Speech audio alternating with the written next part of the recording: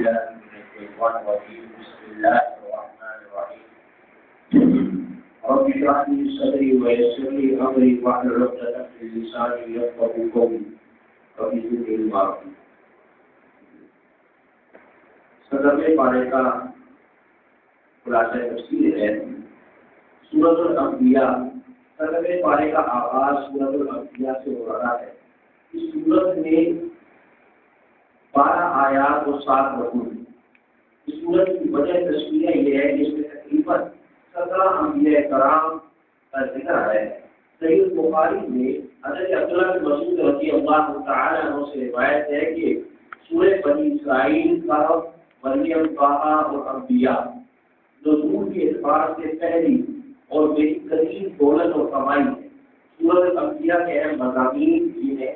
پہلا، سورۃ الانبیاء کی ابتدا میں دنیا کی زندگی کے زوال کی تصدیق کی گئی ہے اور بتایا گیا ہے کہ قیامت کا وقوع اور حساب کا وقت بہت قریب آ گیا ہے، لیکن اس اولاد میں سے انسان غفلت سے پڑے ہوئے ہیں، نہ اس کی تیاری کرتے ہیں، نہ کہ ایسے اعمال کرتے ہیں جو وہاں کام آئیں گے۔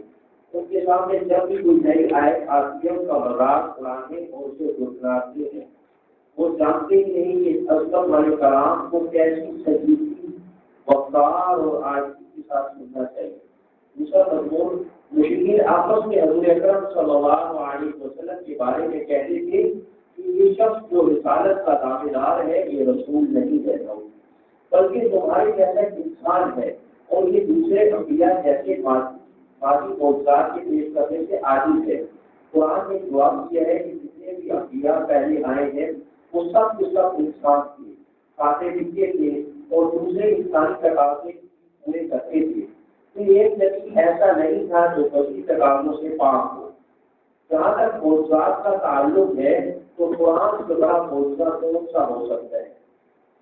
اس کے حضور اعجاز میں سے ایک اہم وجہ یہ بھی ہے کہ قرآن کے آئینے میں مختلف عقائد و خیالات اور اخلاق و اعمال کے لوگ اپنا چہرہ دیکھ سکتے ہیں۔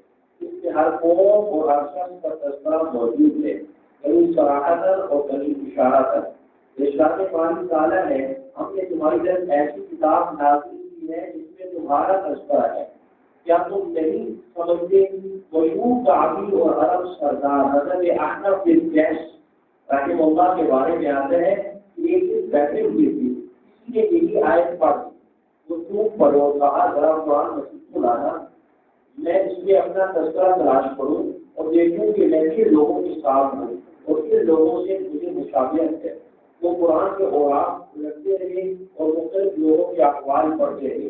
پہلے انہوں نے وہ آیات پڑھی جن کے اندر ان سعادت مندوں کا تذکرہ ہے جن میں سے کسی نے جان اللہ کی راہ میں قربان کر دی، کسی نے سارا مال خرچ کر دیا، کوئی رات پر بستر سے جدا رہتا ہے اور کوئی برائی کی قریب بھٹکتا۔ پھر وہ آیات پڑھی جن میں مشرکوں، کافروں، منافقوں اور فاسقوں کا ذکر ہے۔ دونوں قسم کی آیات پڑھنے کے بعد وہ کیا ہوتے کہ اے اللہ میں دونوں لوگوں میں سے نہیں ہوں۔ پھر انہوں نے سورۃ توبہ کی وہ آیت پڑھی جس میں ایسے لوگوں کا ذکر ہے جن سے گناہ بھی ہوئے اور انہوں نے نیک اعمال بھی کیے۔ یہ آیت کریمہ پڑھ کر وہ پکار اٹھے، ہاں میرا تذکرہ ہے، ہاں یہ میرا تذکرہ ہے۔ وہ ملا کر انہوں نے قرآن سے اپنا تذکرہ تلاش کر دیا۔ مشرکین کی مظاہرہ پیش اور حماقت آمیز حرکتوں میں سے ایک یہ بھی تھی کہ وہ قرآن کے بارے میں کسی ایک رائے پر متفق نہ تھے۔ کبھی کہتے کہ یہ سحر ہے، کبھی کہتے یہ شعر ہے، کبھی کہتے کہ خواب پریشان ہے، کبھی سے محمد صلی اللہ علیہ وسلم کا اختلاف بتاتے اور کبھی کسی سے سیکھا ہوا کلام کرا دیتے۔ ان کے اختلاف اور اختلاف کا ذکر کرتے ہوئے قرآن کہتا ہے بلکہ تم کہتے ہیں کہ یہ قرآن خواب پریشان ہے، بلکہ اس نے اس کو اپنی طرف سے بنا لیا ہے، بلکہ یہ شاعر اور قرآن شعر ہے۔ تو جیسے ماضی معجزات پہلے انبیاء لے آئے تھے اس طرح یہ بھی ہوا ہے۔ اس کے بعد قرآن نے مشرکین کو ان ظالم قوموں کے انجام کی طرف متوجہ کیا جنہیں اللہ نے بشارت اور وصیت کرنے والوں کے لیے عبرت کا سامان قرار دیا۔ ان تمام قوموں نے جب آداب الہی کے آثار دیکھے تو باغ نکلنے کی کوشش کی، لیکن اللہ نے انہیں مہلت نہ دی اور انہیں راہ کا ڈھیر بنا دیا۔ ان سے کہا گیا اب بھاگنے کی کوشش نہ کرو بلکہ واپس لوٹو اس ایش و عشرت کی طرف جس نے تمہیں مدہوش کر رکھا تھا، کوئی بلند و بالا مکانات کی طرف جن پر تمہیں بڑا ناز تھا، انہیں قصبوں اور محلوں کی طرف جہاں تم اکڑ اکڑ کر چلا کرتے تھے، وہاں جاؤ تاکہ جب سوال کرنے والے تم سے رجوع عذاب کے منظر کے بارے میں سوال کریں تو تم انہیں جواب دے سکو۔ حضرت قتادہ رضی اللہ تعالی عنہ فرماتے ہیں کہ یہ بات انہیں استحضاء اور تصدیق کے طور پر کہی گئی۔ کائنات کی کھلی ہوئی کتاب میں رب العالمین کی وحدانیت کے بے شمار دلائل لکھے ہوئے ہیں۔ اس کائنات میں ارض و سما، شمس و قمر، لیل و نہار وغیرہ کی صورت میں جو کچھ بھی ہے اسے اللہ نے لہو العبد کے لیے پیدا نہیں کیا بلکہ حکمت کے تحت اور اس مقصد کے لیے پیدا کیا ہے کہ انسان اس میں غور و فکر کرے اور عبرت حاصل کرے۔ اس عالم رقوبوں کی حاصل اللہ کی اطاعت اور تسبیح میں لگی ہوئی ہے، سوائے کافر انسان کے جس نے اپنا وسیلہ غفلت اور سرکشی کو بنا دیا ہے۔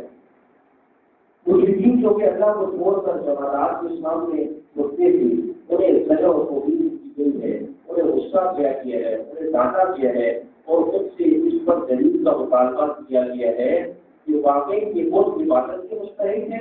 ظاہر ہے کہ ان کے پاس اپنے شرک اور بت پرستی کی زوال پر نہ کوئی عملی دلیل تھی اور نہ ہی نقلی دلیل تھی۔ چھ دلائل مشرکین کے باطل نظریات کی ترتیب کے بعد ایک خالق اور قادر کے وجود پر چھ دلائل ذکر کیے گئے ہیں۔ یہ سب کے سب تکمیلی دلائل ہیں جن کا نظروں سے مشاہدہ کیا جا سکتا ہے اور جن کی حقیقت کی بحث اور تحقیق کے بعد اہل علم نے تسلیم کیا ہے۔ پہلی دلیل یہ کہ آسمان اور زمین دونوں ملے ہوئے تھے، آسمان اور زمین دونوں ملے ہوئے تھے، ہم نے دونوں کو جدا جدا کر دیا، آسمان کو فرشتوں کا مسکن بنا دیا اور زمین کو انسانوں کا۔ قرآن نے تو آسمان اور زمین کے جڑے ہونے کا نظریہ پیش کیا، اسے نہ عرب جانتے تھے اور نہ ہی اس وقت کے دوسری اقوام سے کوئی قوم اس نظریے سے باخبر تھی۔ ابھی تقریباً 200 سال ہوئے کہ ارضیات اور فلکیات کے ماہرین زمینی تجربات اور مشاہدات کے بعد اس نتیجے پر پہنچے ہیں کہ سارے سیارے اور سورج اور ستارے ہوں یا زمین اور چاند یہ سب آپس میں ملے ہوئے تھے، ایک دوسرے سے جدا ہوئے۔ جبکہ قرآن نے آج سے 1400 سال پہلے کی حقیقت بلا خوف اور ترتیب بیان کر دی تھی، اسے قرآن کے معجزے کے سوا کیا نام دیا جا سکتا ہے؟ دوسری دلیل یہ تھی کہ ہم نے ہر جاندار چیز کو پانی سے بنایا ہے۔ ایک ایسا عظیم انکشاف تھا جو کہ ایک امی کی زبان سے کروایا گیا اور آج دنیا بھر کے اہل علم تسلیم کرتے ہیں کہ تمام زندہ اشیاء کے وجود سے پانی کو بنیادی عنصر کی حیثیت حاصل ہے۔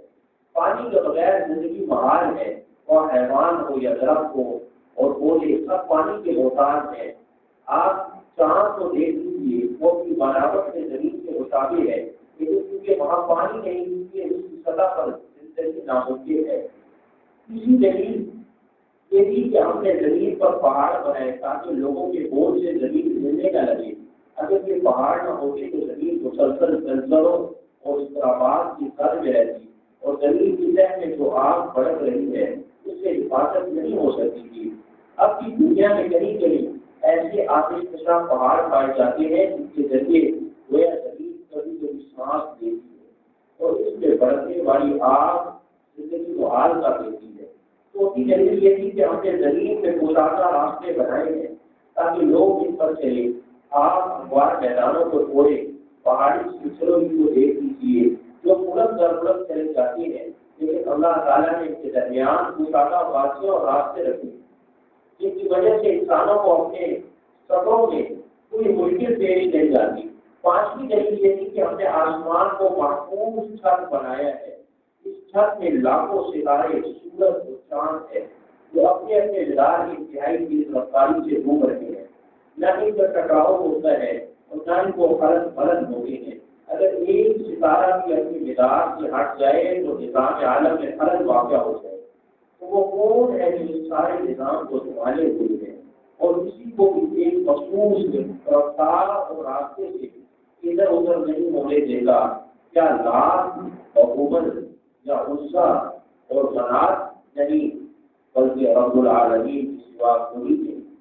سچی دلیل تکمیلی دلیل میں سے یہ تھی کہ رات اور دن سورج اور چاند کو اللہ نے بنایا ہے. سب آسمان میں تیر رہے ہیں جیسے مچھلی پانی میں تیرتی ہے. انہیں یہ بات ادھر آگے جانے میں کوئی مشکل پیش نہیں آتی اور یہ کبھی رکتے بھی نہیں, مسلسل چلتے رہتی ہے. حرکت ہی اس کی زندگی ہے. رات اور دن سورج اور چاند نجوم اور افلاک کی حرکت کا نظریہ قرآن نے اس وقت پیش کیا تھا جب اس حوالے سے بڑے بڑے باخبر بھی بے خبر تھے. اس قرآنی نظریے کی علم جدید تعلیم اس قرآنی نظریہ کا تعلیم جدید علم کرتا ہے. سائنسدانوں نے تو چند صدیوں پہلے جدید ترین مشینوں سے لیس لیبارٹریوں میں برس برس تحقیق کے بعد اس علمی حقیقت کو دریافت کیا تھا. مگر سوال یہ ہے کہ وہ نبی اردو انہیں اتنا پڑھنا بھی نہیں آتا تھا. اس کے پاس وہی کے سوا کون سا راستہ تھا جس کے ذریعے خبریں پا کر وہ پوری دنیا کو باخبر کر رہا تھا. یا نبی اردو کی موبائل زبان سے ان حقائق کا بیان ہونا اس کی صداقت کی دلیل نہیں؟ یقیناً ہے, مگر اس دلیل کو تسلیم کرنے کے لیے آنکھوں سے تعصب اور اناد کی پٹی اتارنا ضروری ہے. اگلی بات توحید, نبوت, معاد, حساب و جزا پر دلائل دینے کے بعد 17 انبیاء علیہ السلام کے قصے ذکر کیے گئے ہیں. یعنی حضرت موسیٰ, حضرت ہارون, حضرت ابراہیم, حضرت ہود, حضرت اسحاق, حضرت یعقوب, حضرت نوح, حضرت داؤد, حضرت سلیمان, حضرت ایوب, حضرت اسماعیل, حضرت ادریس, حضرت ذوالکفل, حضرت یونس, حضرت زکریا, حضرت یحییٰ اور حضرت عیسیٰ علیہ السلام. ان تمام انبیاء کی دعوت ایک ہی تھی, وہ یہ کہ جو ایک کام کرے گا وہ مومن بھی ہوگا اور اس کی کوشش رائیگار نہ جائے گی. ان 17 انبیاء میں 6 کی قصے قدر تفصیل سے بیان کیے گئے ہیں.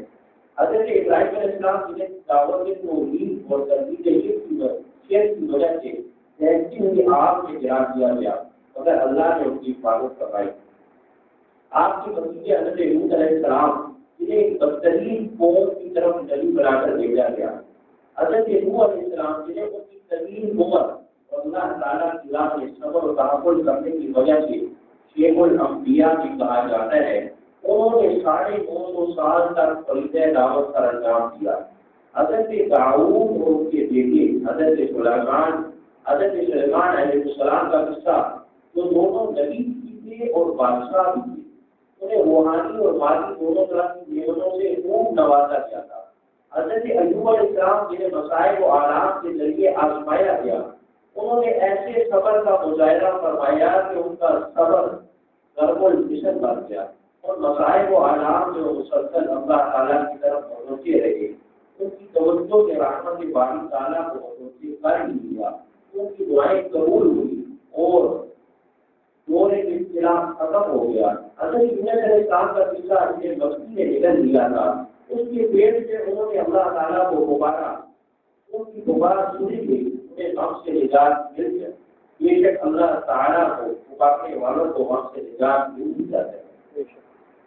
اگلا یاجوج ماجوج جس کا ذکر سورہ کاف میں ہو چکا ہے, یہاں ان کا دوبارہ ذکر آیا ہے اور بتایا گیا ہے کہ قیامت کے قریب یاجوج ماجوج کو کھول دیا جائے گا اور وہ ہر بلندی سے اتر رہے ہوں گے. مشرکین اور ان کے اصنام یعنی ان کے بت قیامت کے دن دوزخ کا ایندھن بنے گے اور کوئی بھی کسی کے کام نہیں آ سکے گا. انبیاء متقدمین کی قصص بیان کرنے کے بعد بتایا گیا کہ محمد رسول اللہ صلی اللہ علیہ وسلم دنیا اور دنیا میں سارے جہانوں کے لیے رحمت ہے. وما ارسلناک الا رحمۃ للعالمین, آپ نے اللہ کا پیغام انسانوں تک پہنچا دیا, مگر جب ہر قسم کے دلائل پیش کرنے کے بعد بھی لوگ نہ سمجھے تو آپ نے اللہ سے دعا کی, کہا اے میرے پروردگار اب کے ساتھ فیصلہ کر دے اور ہمارا پروردگار بڑا مہربان ہے. اللہ نے اپنے نبی دعا قبول کروائی اور غزوہ بدر کے مواقع پر اللہ تعالیٰ کا عذاب نازل ہو کر رہا. اسی دعا پر سورۃ الانبیاء اختتام پذیر ہوتی ہے. سورۃ الحج مضمون ہے اس میں 78 آیات 10 رکوع ہیں. کیونکہ سورت میں حضرت ابراہیم علیہ السلام کی زبان سے لوگوں پر حج کی فرضیت کا اعلان کروایا گیا، اس لیے اسے سورہ حج کہا جاتا ہے. قارئین کرام یہ بات تو بار بار پڑھ چکے ہیں کہ مکی صورتوں میں عام طور پر عقائد سے بحث ہوتی ہے، جبکہ مکی صورتوں میں مسائل و احکام سے بحث آتی ہیں. لیکن اس کا یہ مطلب ہرگز نہیں کہ مکی صورتوں میں عقائد ذکر نہیں کیے جاتے. مذکورہ اصول محض غالب مضمون کے اعتبار سے ہے، عملی اور روحی قاعدہ حاصل ہے. سورہ حج کو لیجیے، یہ اگر یہ مدنی ہے اور اس میں ہجرت اور جہاد، حج، قربانی جیسے شرعی احکام بھی ہیں، لیکن اس میں مکی صورتوں والے موضوعات زیادہ ہیں، یعنی عقیدہ توحید، وعید و انذار، بعض بعد الموت، سزا اور جزا، جنت اور دوزخ، قیامت کے مناظر اور ہولناکیاں. سورج کی ابتدا اس انداز میں ہوتی ہے کہ دل دہل جاتے اور جسم پر کبھی تعلیم ہو جائے. ارشاد ہوتا ہے اے لوگوں اپنے رب سے ڈرو، بے شک قیامت کا زلزلہ بڑا حادثہ ہے. تو تم یہ دیکھو گے کہ دودھ پلانے والی ہر عورت اپنے بچے کو بھول جائے گی اور ہر عمل گر جائے گا اور لوگ تم کو مدہوش بتائیں گے، حالانکہ وہ مدہوش نہیں ہوں گے، لیکن اللہ کا عذاب بڑا سخت ہے. اسے دیکھ کر لوگوں کے ہوش و حواس کھل جائیں گے. قیامت کا ذکر کرنے کے بعد بعض مشہور یعنی دوبارہ زندہ ہونے پر دو وجہ سے استدلال کیا گیا. پہلا استدلال انسان تکلیف کے مختلف مراحل سے ہے. انسان اپنی پیدائش اور تکلیف میں 7 مراحل سے گزرتا ہے. انسانوں کے بعد حضرت آدم علیہ السلام کو بلا واسطہ مٹی سے پیدا کیا گیا. بال واسطہ ہر انسان کا مٹی سے تعلق ہے. ہر انسان مٹی اور نطفے سے پیدا ہوتا ہے. مٹی خون سے، خون غذا کی غذا مٹی سے پیدا ہوتی ہے. مٹی اور نطفے کے درمیان زندگی کا راز پوشیدہ ہے. تیسرے مرحلے میں خون لوکھا بنتا ہے. چوتھے مرحلے میں گوشت بنتی ہے جس کی بناوٹ کامل بھی ہوتی ہے اور ناقص بھی ہوتی ہے. 5ویں مرحلے میں بچہ پیدا ہوتا ہے جو کہ آواز کے اعتبار سے کمزور ہوتا ہے. 6ویں مرحلے میں وہ جوان ہو جاتا ہے اور قوت و عقل کی کمال کو پہنچ جاتا ہے. 7ویں مرحلے میں یا تو وہ جوانی کے انتقال کر جاتا ہے یا اتنا برا ہو جاتا ہے کہ اس پر بچپنے کا گمان ہوتا ہے.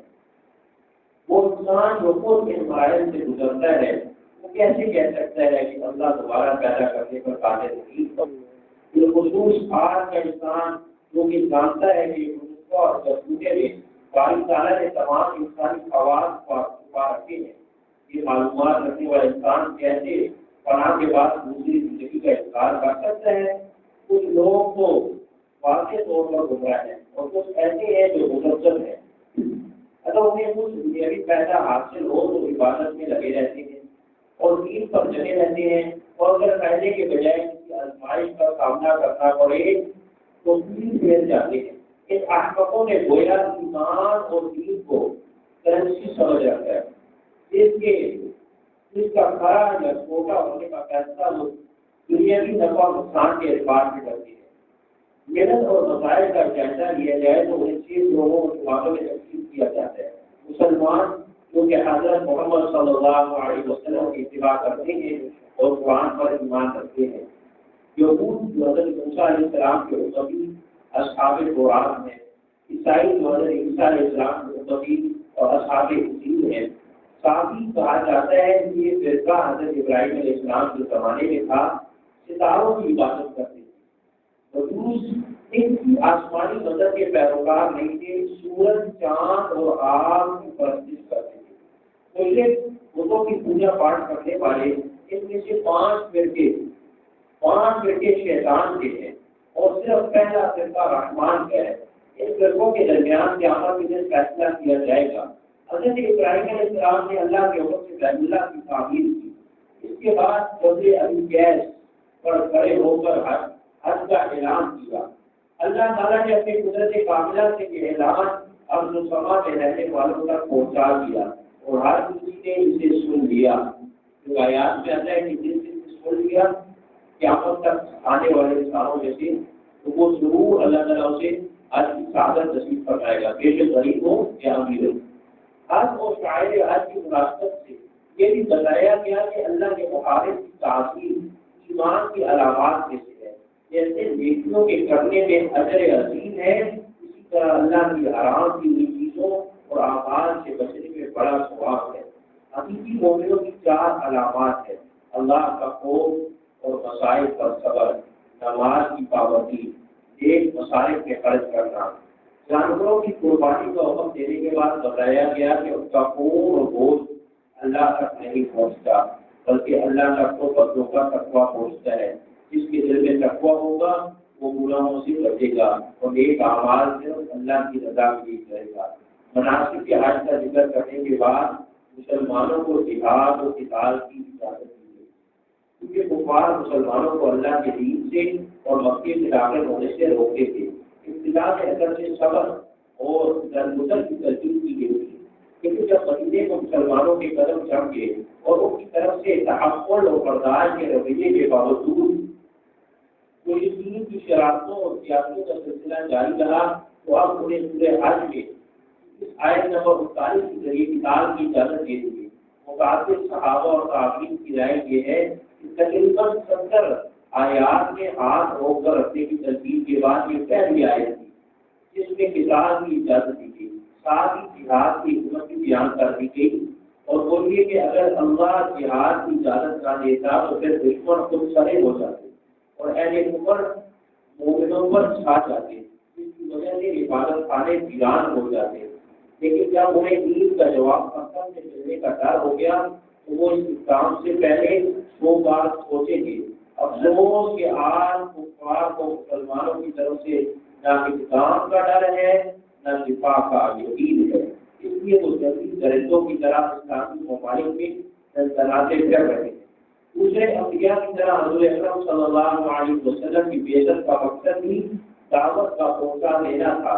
آپ اپنے مقصد بعثت کی تکمیل میں لگے رہے اور مشرکین تمسخر، انکار اور آپ کی دعوت میں شبہات پیدا کرنے کا کام کرتے رہے۔ ہر نبی کے ساتھ یہی معاملہ ہوتا آیا ہے۔ اسی طرح اللہ کا دستور رہا ہے کہ وہ شیاطین کے پیدا کرتا ہوا وساوس اور شبہات کا ازالہ کرتا رہا ہے۔ آج کی اہل مغرب زمانہ قدیم کے شیاطین کے طریقے کو زندہ رکھے ہوئے ہیں اور ذرائع ابلاغ کے ذریعے اسلامی عقائد اور تعلیمات میں وسوسہ انگیزی کرتے رہتے ہیں۔ قدرت الہیہ کے دلائل بیان کرنے اور کفار کے معبودانہ باطلہ کی ترتیب کے بعد دوبارہ تنویر کے احکام کی طرف کلام ہو جاتا ہے اور اہل ایمان کو جہاد فی سبیل اللہ اور اقامت الصلاۃ، نماز کا قائم کرنا اور ادائیگی زکوٰۃ کا حکم دیا گیا ہے۔ ان احکام پر سورہ حج کا اختتام ہوتا ہے۔ اللهم انا نسألك خير ما سألك من نبيك محمد صلى الله عليه وسلم ونعوذ بك من شر ما استعاذك من نبيك وأنت المستعان وعليك البلاغ ولا حول ولا قوة إلا بالله وصلى الله على آمين آمين